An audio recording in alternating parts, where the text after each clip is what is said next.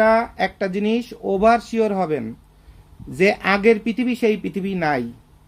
10 টাকার চাল এখন 84 টাকা, আর 1 কেজি চাল দিয়ে ভাত রান্না করলে আর কিছু না হোক, শ্বশুর বাড়ির লোক অন্তত এসে খেয়েছে, অথবা খেয়েছে বাপের বংশ না আসুক, মার বংশের মামা চাচা খালা এসে অন্তত বসে থাকবে খাওয়ার জন্য, আপনার পেটে জুটত না।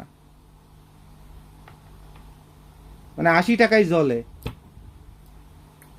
আবার সারা জীবন বিরিয়ানি খায়, মরার আগে যখন আপনি মরে যাচ্ছেন টাকার অভাব, তখন এসে আপনারা দেখতে ক্যান্সারে মরে যাচ্ছেন, এসে ও বাসায় গিয়েছিলাম শুধু ডাল আর আলু ভাত দিয়ে খাইয়েছে, আমাদের সম্মান করে নাই, আপ্যায়ন করে না। আরে কুত্তার বাচ্চা, তোরা যে সারাটা জীবন তোরে বিরিয়ানি খাইছো, ওটা মরে যাচ্ছে, ওর কি কামাই আছে? বরঞ্চ তুই যে ওর 1 লাখ টাকা দান করে আসবি, তো যদি কামাই থাকে।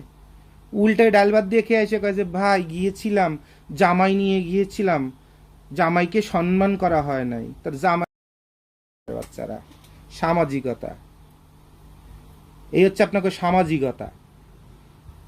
বিবেক যেখানে কাজ করে না সেইখানে হচ্ছে আপনাদের সামাজিকতা। এই সামাজিকতা দিয়ে বাল ফেলাইতাম।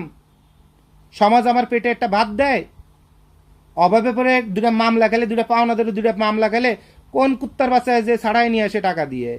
আমারই আবার নিজের বাপের কবর বেঁচে তারপরে ছাড়াই আসা লাগে। নিজের বউও পর্যন্ত কয় যে তোমার এই সংসারে এসে মান সম্মান কিছু থাকলো না, সব বাপের বাড়ি গেলাম। এই কুত্তার বাচ্চা, যতক্ষণ কামাই দিতে পারছিলাম ততক্ষণ খাইছিলি। This is the reality of life. এবং এই জায়গাটাতে বাংলাদেশের মানুষ যে ইমোশনাল ছিল, সেই জায়গাতে বেড়ে এতটা রিয়েলিস্টিক হয়ে যাচ্ছে।